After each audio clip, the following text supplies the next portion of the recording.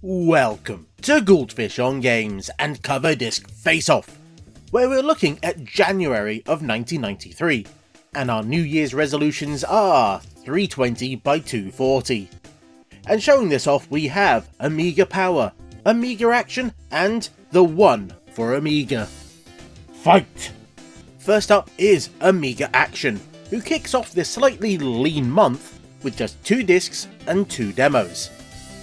With the first being Goblins 2. That seems to be a cut down version of the final game, as there's the whole animated intro.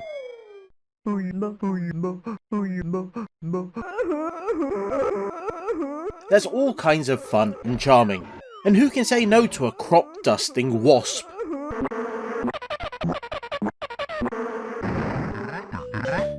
This cartoony look is continued once we get into the game proper, where we find we now have just 2 heroes to control. This is down from the 3 in the first game, and they even hinted at this in the name as they dropped one of the eyes. This is a point and click style adventure, and one where you obviously have to control 2 characters. This is simply done by clicking on one of them, then clicking where you want them to go or what you want to interact with. But you can even get both of them doing something at the exact same time, which is important for some of the puzzles. And the 2 characters aren't interchangeable, as they'll do different actions on the same object. And finding out what each will do with an object becomes important to the puzzle solving. Typically they'll do something humorous but obviously not very useful, but occasionally when the developers couldn't come up with a good reason to restrict it, they'll just go, no. If we go to the second of the 4 screens that there are in the demo, we will find this fountain, which Winkle doesn't want anything to do with. But Fingus, well, he'll just get his fingers in there and give it a good hoot. And then obviously we can get Winkle to collect the water in a bottle.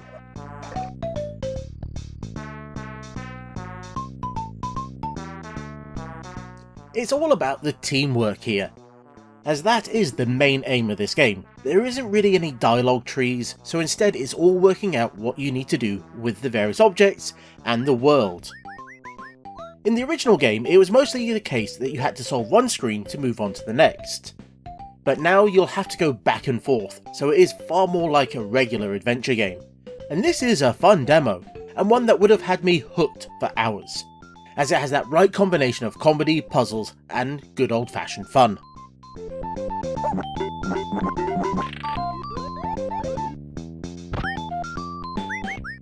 The other disc contains something very different, as it's Road Rash. This is a game far more well known on the Mega Drive, but the Amiga one is actually quite good, as this was at a time where EA were putting a bit of effort into their Amiga releases. Now, it's not the fastest racer that you'll find on the Amiga, and it's a bit slower than the Mega Drive game as well, but I think it looks really quite nice, as there's some extra layers of parallax scrolling going on in the background. Now, if you're not familiar with this game, then it's a bike racing title, but one that decided what you really wanted was to be able to hit your opponent. So that's what they added, the ability to attack any other racer on the track. And it's not a one-way street either, as they will in turn try to attack you, and some of them will even have weapons. But if you are very good, then you can actually grab it out of their hands, and then you get to use it yourself. In the demo, the combat isn't really all that needed, as it's not all that hard to get out in front. And once that happens, well, it's a pretty easy straight run to the finish line. All you really do have to worry about is the cars that are on the road, as they will wipe you out if you make a mistake, and get hit too many times and that's it, your race is over. The demo is a single track, but you can play it as many times as you'll want, which is better than some of the demos that we've seen in the past. It is a shame there isn't more content here, but it is still a lot of fun to play.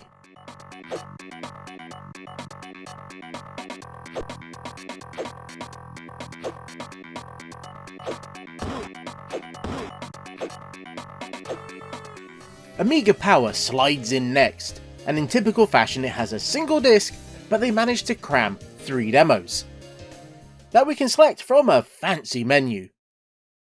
And let's go with Sensible Soccer as it's the first option. But it's not the Sensi demo that we've seen before. This, as the magazine calls it, is the special Sensi Soccer 92-93 meets Bulldog Blighty. Or as the game itself calls itself, the Sensible Amiga Power Special England vs Germany. And what does this do differently? Well, if we select the 1993 option, we find a demo based on the 1.1 update to Sensi Soccer, also known as the 1992-93 edition. This, from what I've read, improved the game in many ways, including new tactics and features such as being able to get carded. I'm playing this in single player, but you can also play against a mate.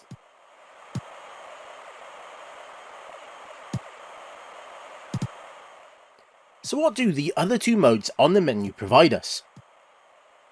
1966 has you replaying some famous match or something? I don't really know football. But it's played in a reduced rule set, and it's presented in black and white. And yes, once again, it's England versus Germany. And once again, I lose to the AI.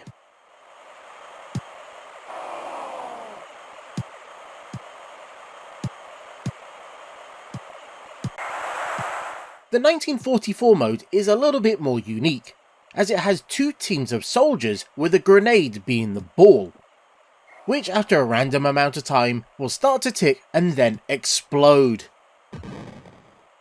with any players that are nearby it being killed. The grenade also has its own set of physics and will bounce around a little erratically.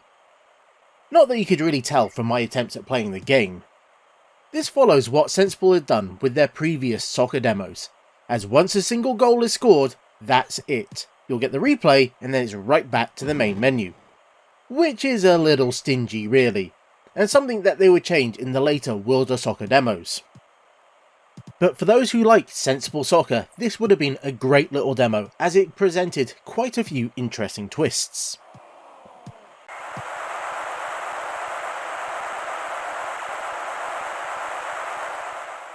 The second game is Trolls. Yes, those little figures that were massively popular at one point is a game. And this is very Euro platformer. It's bright and colourful and has some very annoying music. And you have to collect a set number of baby trolls before you can finish the level.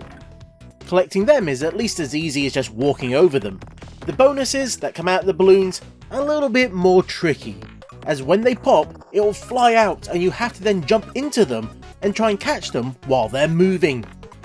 Now most of the time it's something like points, so it's not all that important, but every so often it might be a health refill or the yo-yo, which is really needed if you want to finish the level, as you have to use it to break open blocks, but more importantly it's the only way to navigate parts of the level, as you have to throw it out and attach it to walls and platforms, and then you can swing around. The problem is that it doesn't always attach to everything that you're hoping it would, and getting the swing just right is highly dependent on the length of rope. What doesn't make any of this any easier is the fact the demo is buggy. The frame rate can drop massively and result in you travelling through walls and floors. Now I've never really enjoyed this game, and this demo isn't helping matters either. And if you think the movement and gameplay feels quite familiar, well, this was the basis of a later game called Oscar. Yep, the CD32 launch title.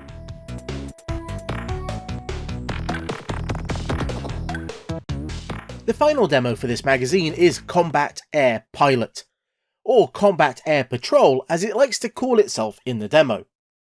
And this is a serious flight sim. And just like the sports games, it's a genre that I've never been all that great at. This seems to be another game that's quite far on in development, as the menu looks like the final thing, but just with everything turned off apart from the instant action. And going with that drops us onto a plane on an aircraft carrier, so you get to do the whole power up the engines before getting catapulted off the deck. and if you have no idea what your control method is currently, then you'll most likely crash into the water. Trying it again, but this time making sure that the joystick is enabled, it's a much nicer experience. And one thing I really did like is when I went to the outside view, you could actually see the parts of the plane move as you bank around. It's a really nice touch, and for the most part the frame rate itself is also really quite good, especially seeing this is running on an Amiga 1200.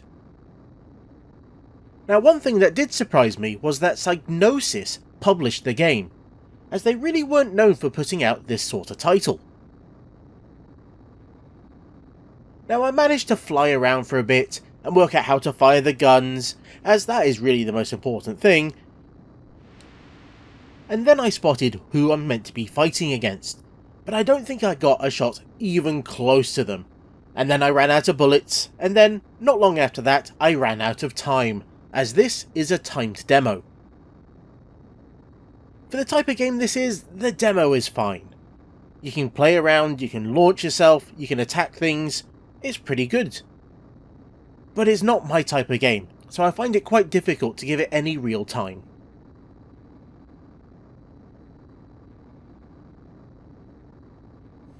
And finally, the One For Amiga has dropped down our chimney, giving us a relatively festive cover with 2 discs and 4 games, with the first being Psycho Santa. As the days go by, it's a Christmas themed game made by Bullfrog of all people, just for the One For Amiga. And you might ask yourself, why release a Christmas game in January? The answer to this is that some of the magazines would release next month's issue near the end of the previous month, so it would have been out around about the end of December. Now, it would get quite confusing to try and work out when the actual magazines hit the stands, so I've just been going by the month that was printed on the cover, and for this one, it's January. And you might ask yourself, what do I do in this game? Well, it's a case of flying around in this very Defender-inspired level, trying to drop presents onto the houses, which is done by flying past the house and then trying to change direction while also pressing the fire button at the same time. Get it right, and a present will pop out the back. And as you can imagine, getting the timing right is really quite tricky. And you don't even have unlimited presents just to throw around. To get more of them, you'll have to take on the baddies and throw snowballs at the... And what the fa is that?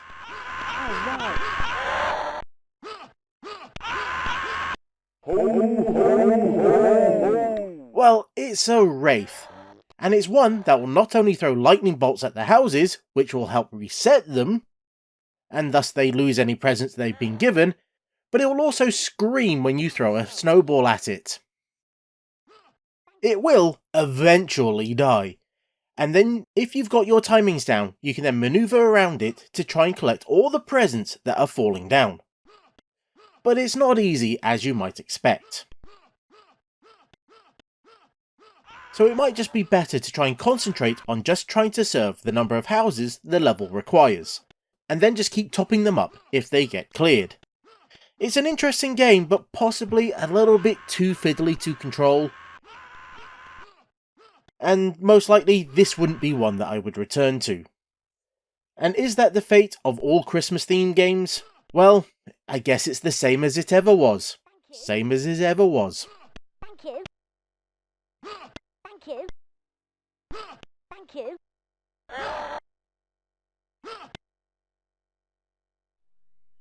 The next demo is for Doctor Who Dalek Attack.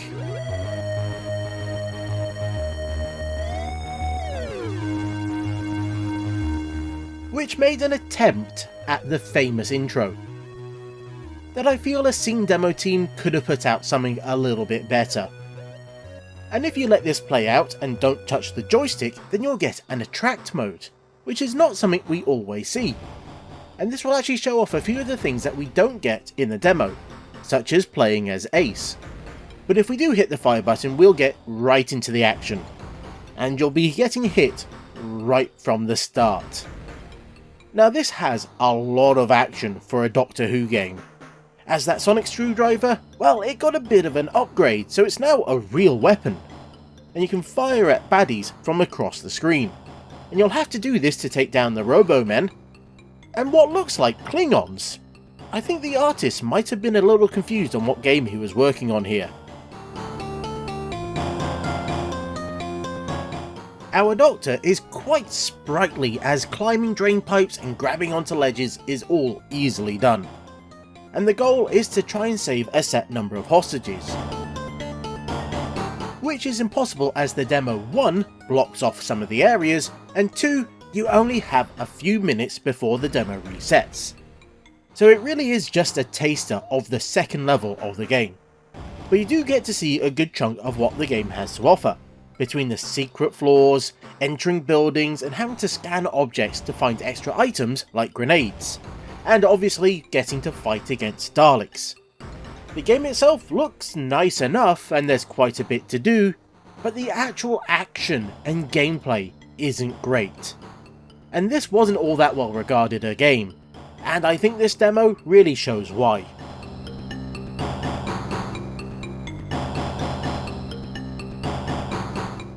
The second disc kicks off with another flight sim, and this time it's Gunship 2000, a helicopter game. And again, this looks quite nice, and it runs quite well. But the external view doesn't have quite the same level of animations that we've seen previously. It would have been nice if those rotors were animated. The gameplay itself is fine enough. You're mostly following a set of objectives that you can check out on the map, and then you can even set points and get the autopilot to take you there. And once you get to your targets, then you can just fire some missiles at it, as in this instance we don't have cannons. The demo is missing audio, which is a shame, as it does feel a little bit odd being completely silent. Now, being a sim game, there are quite a few keys for you to use, and you'll have to look these up in the magazine, as they didn't print any of them on screen at the start. But for the most part you can get away with just using the joystick, as well as a few of the relatively common keys, like the F keys to handle views, using the spacebar to change weapon, or using plus and minus to control your height. I tend to find it hard to try and get into these more serious flight sims. I do enjoy flying around and attempting to shoot things down, but I'm not all that good at them, even if I do keep returning to mess around with them. And this looks like a decent game, and the demo seems pretty good. I just don't think I'm the best at showing them off.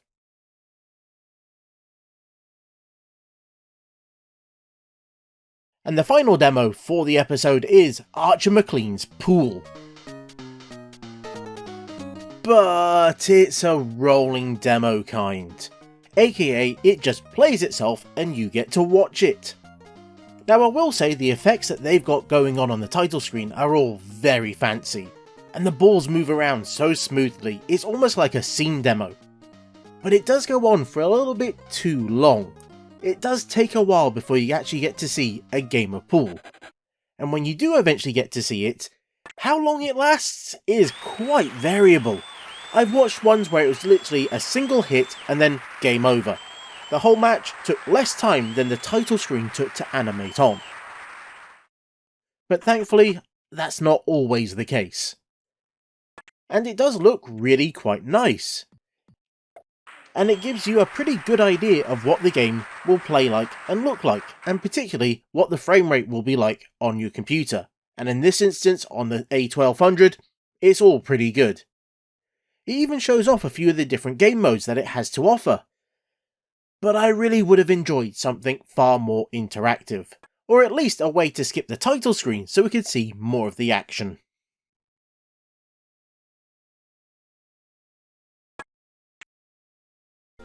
And there we have it, possibly not the greatest month for demos, which made trying to pick a winner a little bit difficult, but we've got to do it. So in last place, I'm going to give it to Amiga Power.